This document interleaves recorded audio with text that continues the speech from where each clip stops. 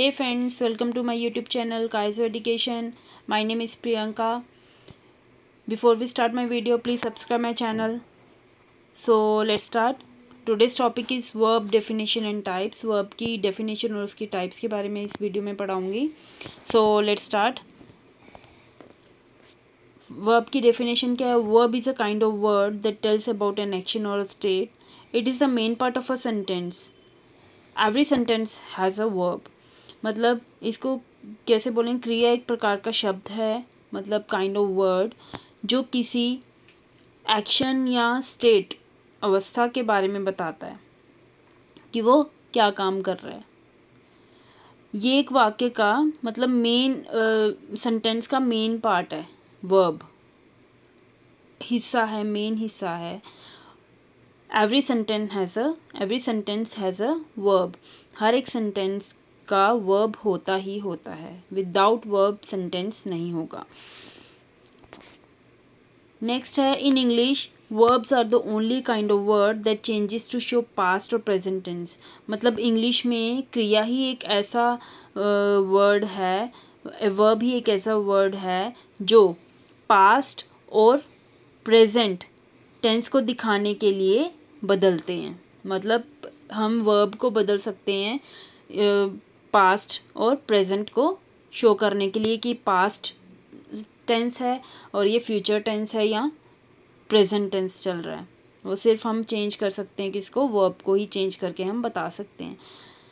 Every language in the world has verbs. मतलब हर एक language में वर्ब होती ही होती है, but they are not always use in the same ways. लेकिन वे हमेशा एक ही तरह से यूज नहीं की जाती है. नेक्स्ट है it is an essential part of a sentence and is known as a soul of language. ये एक सेंटेंस का मेन एसेंशियल अनिवार्य हिस्सा है और इसे भाषा की, इसे लैंग्वेज की सोल कहा जाता है, मतलब आत्मा के रूप में जाना जाता है. अ सेंटेंस में इधर have a main verb, a helping verb और बोथ. मतलब एक सेंटेंस में या तो सिर्फ मेन वर्ब होगा या तो सिर्फ हेल्पिंग वर्ब होगा या दोनों के दोनों होंगे, हो सकते हैं. No sentence can be completed without a verb. बिना वर्ब के कोई भी सेंटेंस पूरा नहीं हो सकता. The word verb derived from the Latin word वर्बम.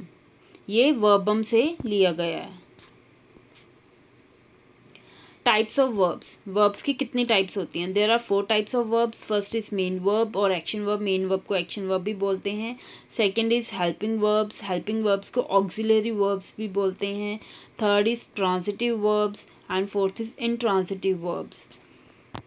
Start करते हैं मेन वर्ब्स से. मेन वर्ब्स और एक्शन वर्ब्स क्या होते हैं? ये मेन वर्ब्स और action verbs are used to express action, something that an animal and a person और अ थिंग डज. मतलब ये क्या है कि मेन वर्ब जो है कि ये मेन वर्ब और एक्शन वर्ब का हम यूज़ कब करते हैं? जब एक्शन को एक्सप्रेस करना होता है कि इसने ये काम किया है, या तो कोई जानवर, व्यक्ति या वस्तु कोई भी काम करता है, कुछ भी करता है, वो मेन वर्ब से पता चलता है कि इसने ये काम करा. टू एक्सप्रेस एक्शन को बताने के लिए मेन वर्ब यूज़ होता है. मेन वर्ब को हम लेक्सिकल वर्ब भी बोलते हैं. मेन वर्ब को हम लेक्सिकल वर्ब भी बोलते हैं. LEXI.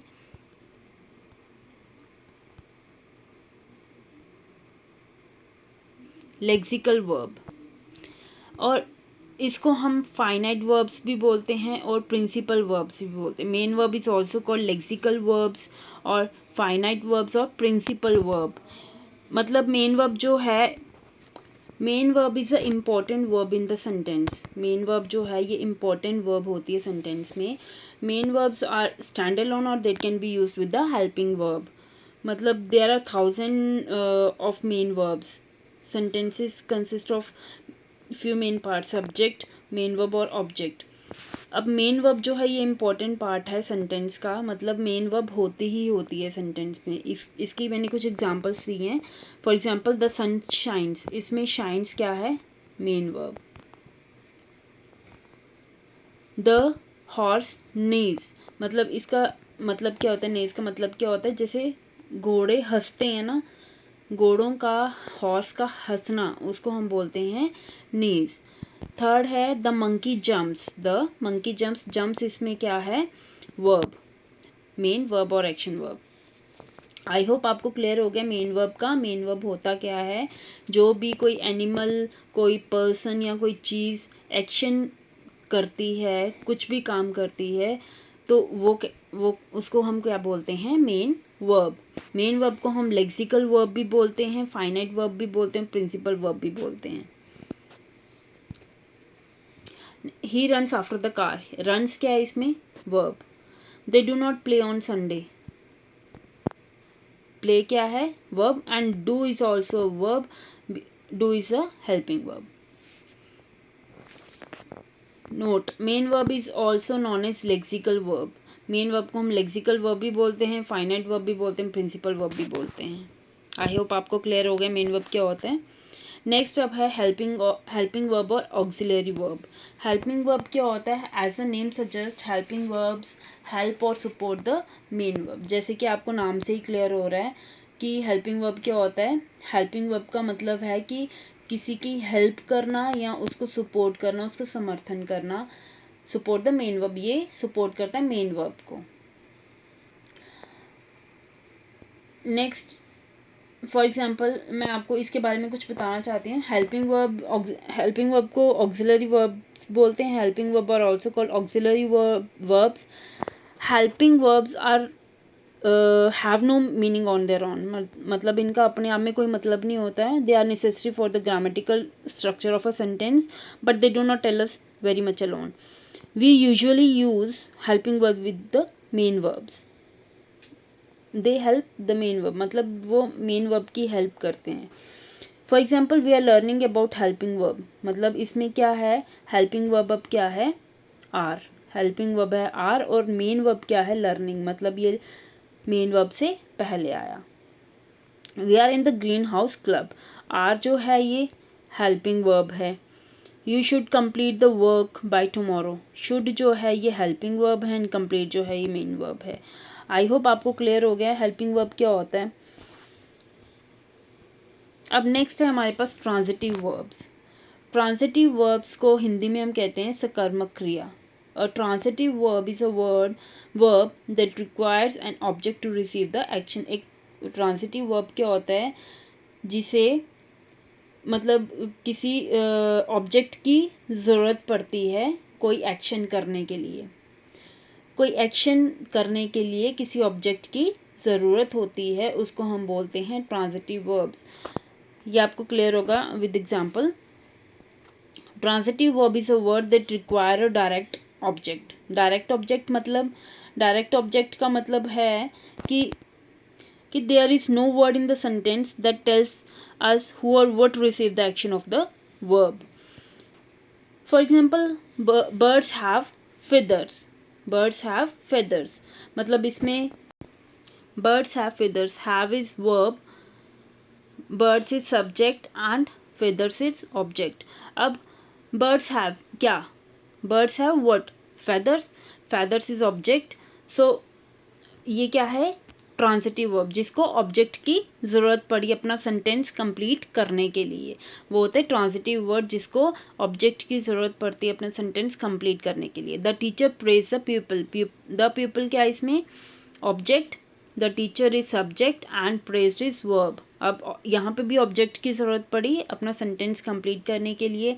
She is eating a pair, अब यहाँ पे हेल्पिंग वर्ब भी है और मेन वर्ब भी है और यहाँ पे ऑब्जेक्ट भी है। अब यहाँ पे भी ज़रूरत पड़ी ऑब्जेक्ट की सेंटेंस कंप्लीट करने के लिए। I like English, like is verb and English is object. यहाँ पे भी क्या ज़रूरत पड़ी, ऑब्जेक्ट की। They are playing football, are playing is verb and football is object. I hope आपको क्लियर हो गया ट्रांजिटिव वर्ब्स क्या होते हैं। मैं फिर रिपीट कर रही हूँ, ट्रांजिटिव वर्ब्स कौन से वर्ब्स होते हैं, that requires a direct object which is a noun pronoun that follows a verb.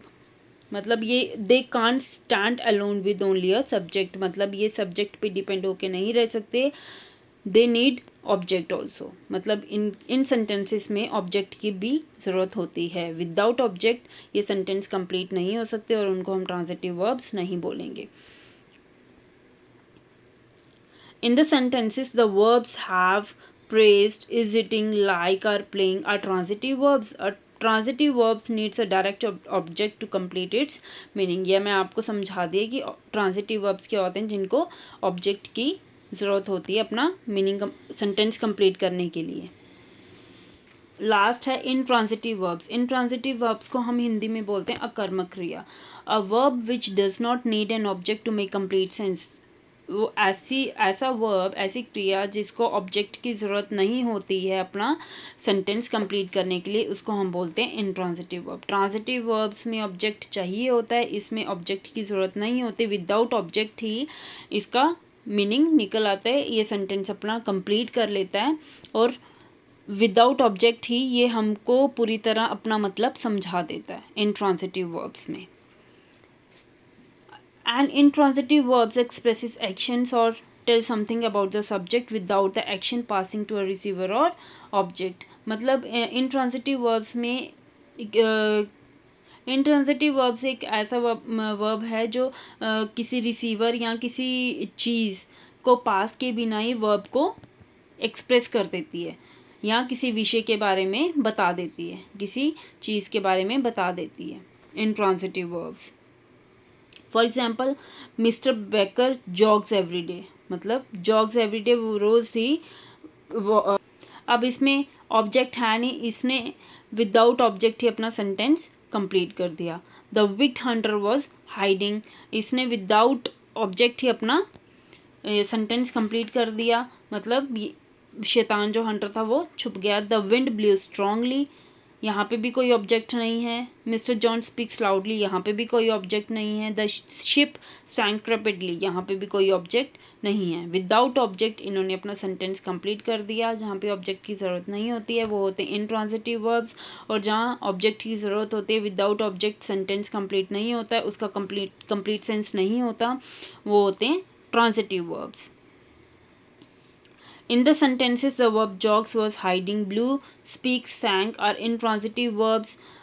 Intransitive verbs does not need an object. मतलब इनको ऑब्जेक्ट की ज़रूरत नहीं होती. आई होप आज का टॉपिक आपको क्लियर हो गया. वर्ब और उसकी डेफिनेशन और उसकी टाइप्स आपको क्लियर हो चुकी हैं. अगर ये मेरी वीडियो आपको पसंद आई है तो मेरी इस वीडियो को प्लीज़ लाइक करो, मेरे इस चैनल को सब्सक्राइब करो और ज़्यादा से ज़्यादा शेयर करो. सो मिलते हैं हम अपनी नेक्स्ट वीडियो में. Thank you.